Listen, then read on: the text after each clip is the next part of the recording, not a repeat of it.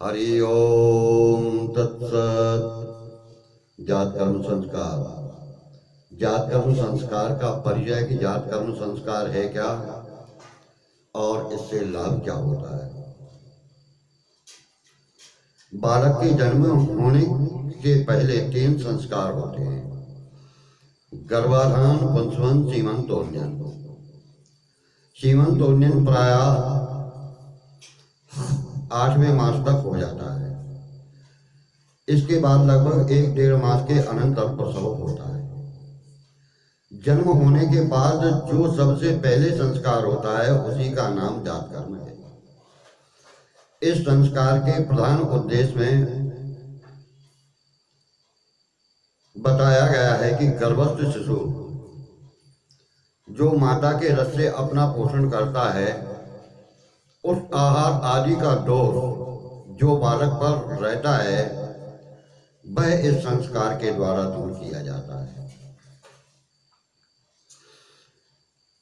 गर्भांगपानजो दोषो जाताय सर्वोपि नश्यति, ऐसा स्मृति संग्रह में कहा है। यह संस्कार केवल पुत्र के उत्पन्न होने पर ही किया जाता है, कन्या के उत्पन्न होने पर नहीं। महर्षि पारस्कर जी ने अपने ग्रह सूत्र में लिखा है, जातस्य कुमारस्याच्चिन्नायाम नाड्याम मेधा जनना यिष्ये करोति।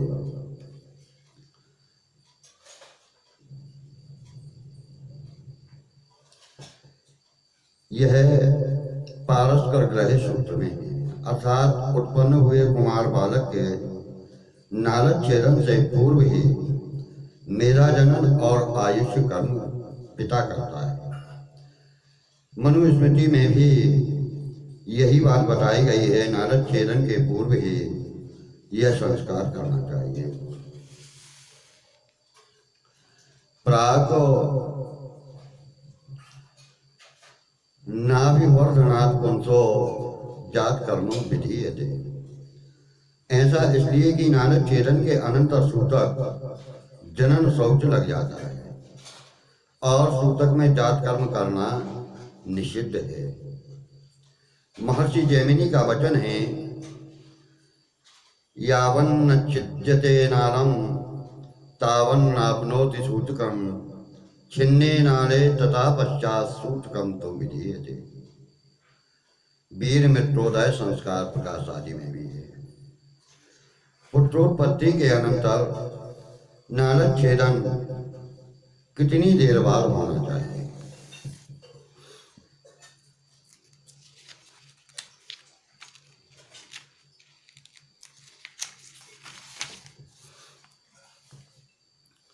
इस संबंध में निर्णयात्मक व्यवस्था में यही बताया गया है कि 12 घड़ी यानी 4 घंटे अथवा 16 घड़ी यानी 6.5 घंटे के बाद नाल काटना चाहिए। इतने समय में जात कर्म संबंधी सभी कर्म पूर्ण किए जा सकते हैं। जात कर्म संस्कार में शौच प्रवृत्ति और प्रतिग्रहजन्य दोष नहीं होता, क्योंकि जात कर्म संबंधी सभी कर्म जनन शौच की प्रवृत्ति से पहले होते हैं। अतः देव पूजन, दान, गृहदान आदि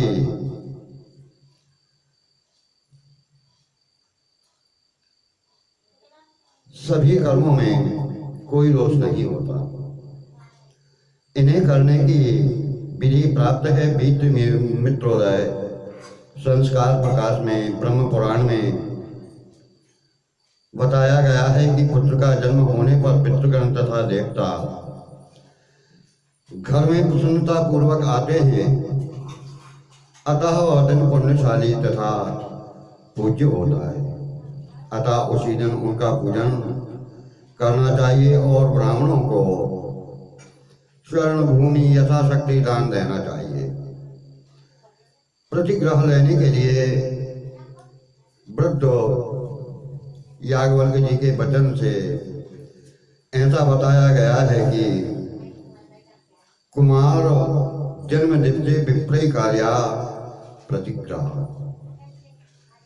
पुत्र जन्म के दिन जातकर्म संस्कार में ब्राह्मणों को दान देना चाहिए। जातकर्म संस्कार में ग्रहणीय कर्तव्य। गृहस्थ बालक के नाभि में एक नाल नली लगी रहती है। गर्भस्थ जो बालक होता है उसकी नाभि में एक नली लगी रहती है जिसका संबंध माता के हृदय से होता है। इसी रसवाहिनी नाल से माता के द्वारा ग्रहण किए गए आहार के द्वारा शिशु का गर्भ में पोषण होता है। जन्म के अनंतर बालक इस नाल के साथ ही बाहर आता है। इस जातकर्म संस्कार में बालक के इसी नाल का छेदन किया जाता है और तो माता से बालक का संबंध विच्छेद हो जाता है। बालक को मधु दूध आदि बाहर का आहार देना प्रारंभ किया जाता है। जातकर्म संबंधी सभी कर्मों नालक छेदन के पूर्व ही होते हैं। शास्त्रों में बताया गया है कि बालक का पिता पुत्रोत्पत्ति का शुभ समाचार सुनते ही अपने कुलदेवता तथा अपने मानवृद्ध पुरुषों को प्रणाम करे और पुत्र का मुखावलोकन करके गंगा जी किसी भी पवित्र नदी में उत्तराभिमुख हो वस्त्रों सहित स्नान करें। यदि पुत्र मूल ज्येष्ठा अथवा प्रतिपाद आदि असो योगों में उत्पन्न हुआ है तो उसका मुख देखे बिना ही स्नान करे। कदाचित पुत्रोत्पत्ति रात्रि में हो तो रात्रि में स्नान कैसे करें, इसकी व्यवस्था में बताया गया है कि यद्यपि रात्रि में स्नान वर्जित है, निषिद्ध है, किंतु यह स्नान नैमित्तिक है, अतः रात्रि में भी स्नान किया जा सकता है। स्नान करने के अनंतर पिता का स्पर्श आदि के लिए शुद्धि हो जाती है, किंतु माता तो 10 दिन में ही शुद्ध होती है। जातकर्म संस्कारार्थ बालक का पिता अपनी पत्नी की गोद में बालक को लिटाकर पूर्वाभिमुख होकर स्वस्ति वाचन आदि के अनंतर प्रधान संकल्प कर रहा है। गणेश पूजन आदि पंचांग पूजन कर्म करके सबसे पहले मेधा जन्म संस्कार किया जाता है। अब जो स्नान का बताया है कि रात्रि में स्नान कर सकते हैं, शास्त्रों में सचैल यानी वस्त्रों सहित स्नान करने की विधि लिखी है, परंतु यह संभव ना हो तो कम से कम मार्जन स्नान अवश्य कर लेना चाहिए तथा वस्त्र का त्याग कर देना चाहिए। रात्रौ स्नानम न कुर्वीत दानम चैव विशेषता नैमित्तिकम तो कुर्वीत स्नान दानम क्या रात्रिषु। यह रात्रि में स्नान करने का प्रमाण है कि नैमित्तिक यदि स्नान करना है तो रात्रि में भी स्नान कर सकते हैं। पुत्र जन्मनि यात्रायाम सर्वरयाम दत्तम अक्षर मित्र विरोधा संस्कार प्रकाश में महर्षि व्यास का वचन। जाते पुत्रे पिता पितु स्नानम सजैलम तु विधीयते माता शुद्धे दशाएन स्नानात्तु स्पर्शनम पितु। यह महर्षि संवर्त का वचन है।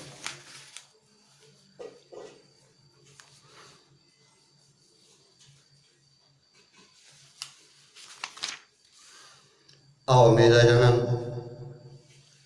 यह बालक को मेधावी धारणा युक्त बुद्धि से संपन्न करने वाला कर्म है। किसी सुवर्णादि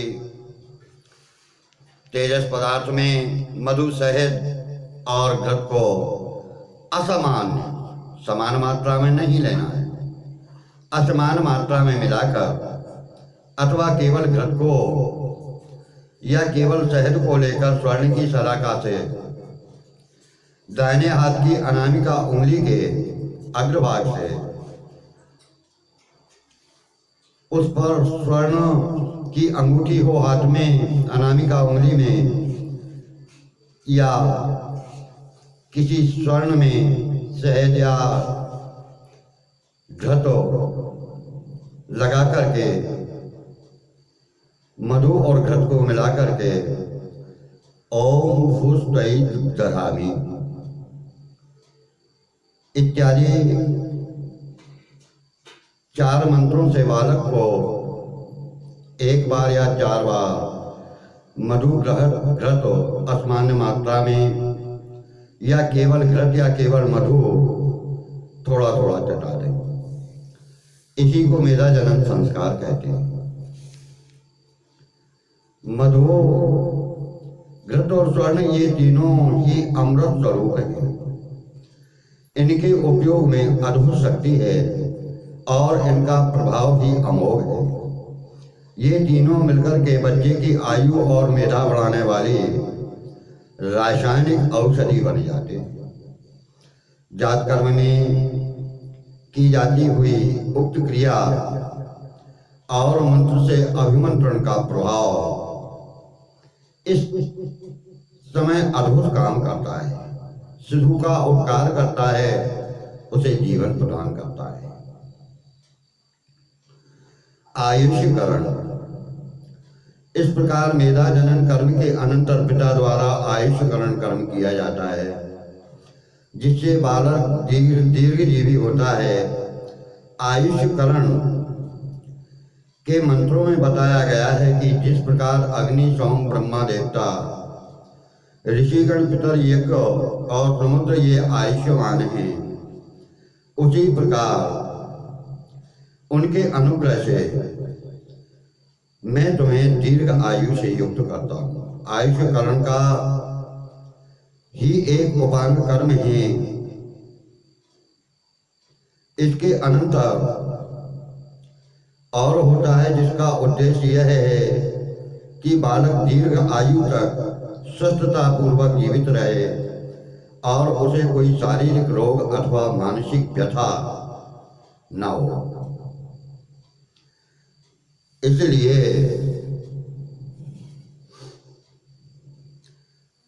देवस्वरी इत्यादि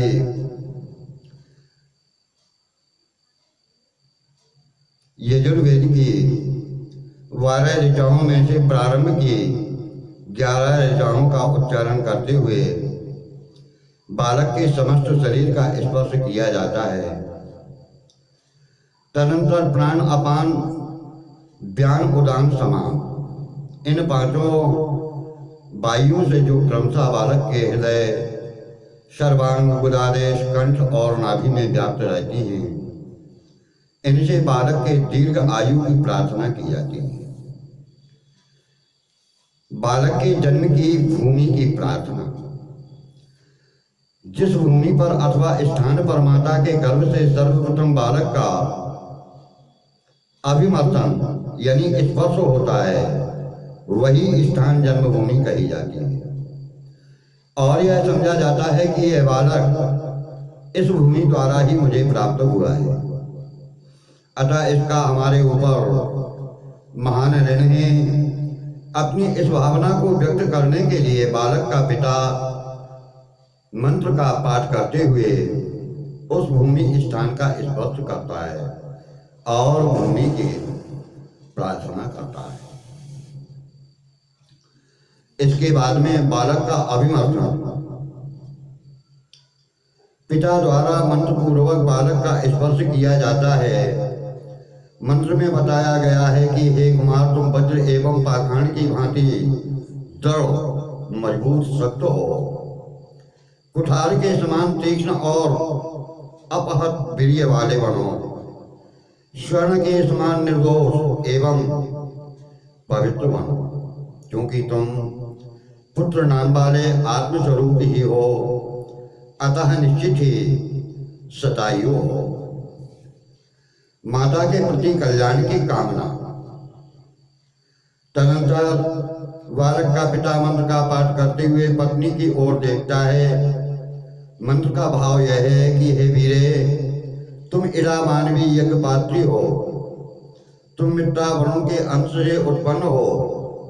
जिस प्रकार इरा से पुनर्वा की उत्पत्ति हुई, अथवा जैसे यज्ञ पात्री से पुरोडास उत्पन्न हुए, जिस प्रकार मैत्रा वरुण से अगस्त उत्पन्न हुए, वशिष्ठ उत्पन्न हुए, वैसे ही तुमसे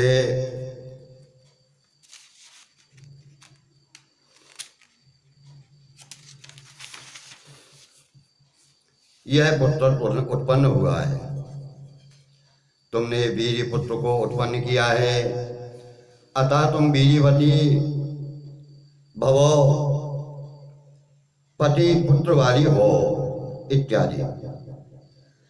इसके बाद माता के स्तनों का प्रक्षालन और दुग्धपान।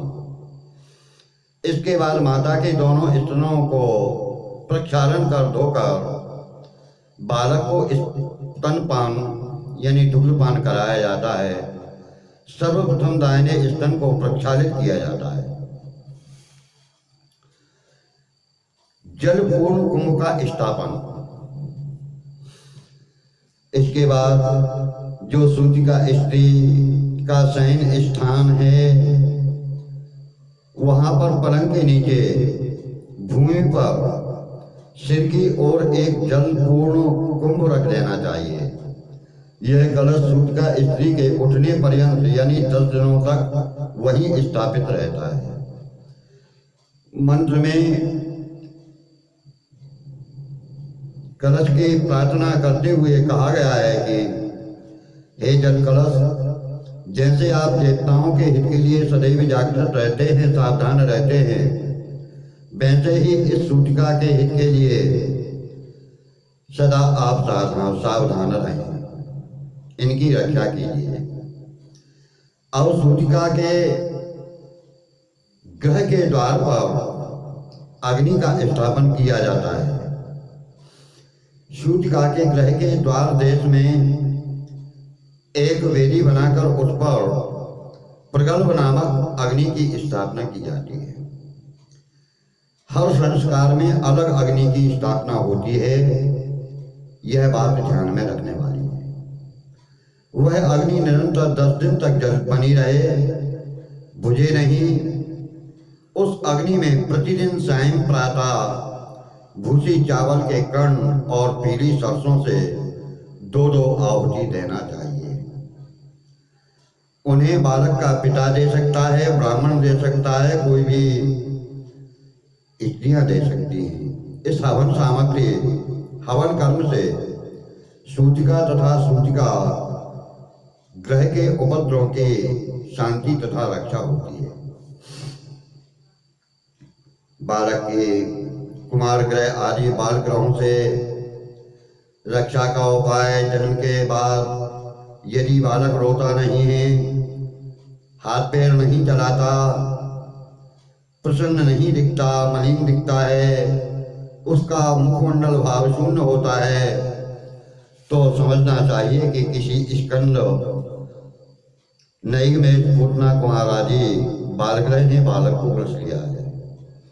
अतः उसकी शांति के लिए पिता को चाहिए कि बालक को अपनी गोद में लेकर के मत्स्य जाल या किसी वस्त्र से ढक ले और मंत्र का पाठ करते हुए बालक के सर्वांग में हाथ फेरना चाहिए। संपूर्ण कर्म करने के अनंतर ब्राह्मणों को दक्षिणा प्रदान करे और उसी समय ब्राह्मणों को भोजन कराने का संकल्प ले। लेकिन ब्राह्मणों को संकल्प सूतक के दूर हो जाने के बाद ही कराए। अब नारद छेदन। इसके बाद में 8 अंगुल छोड़ करके नाल छेदन करना चाहिए। अभिषेक, मंत्रपाठ, तिलक आदि करके जात कर्म, नित्य कर्म संपूर्ण करें। हरि ओम तत्सत।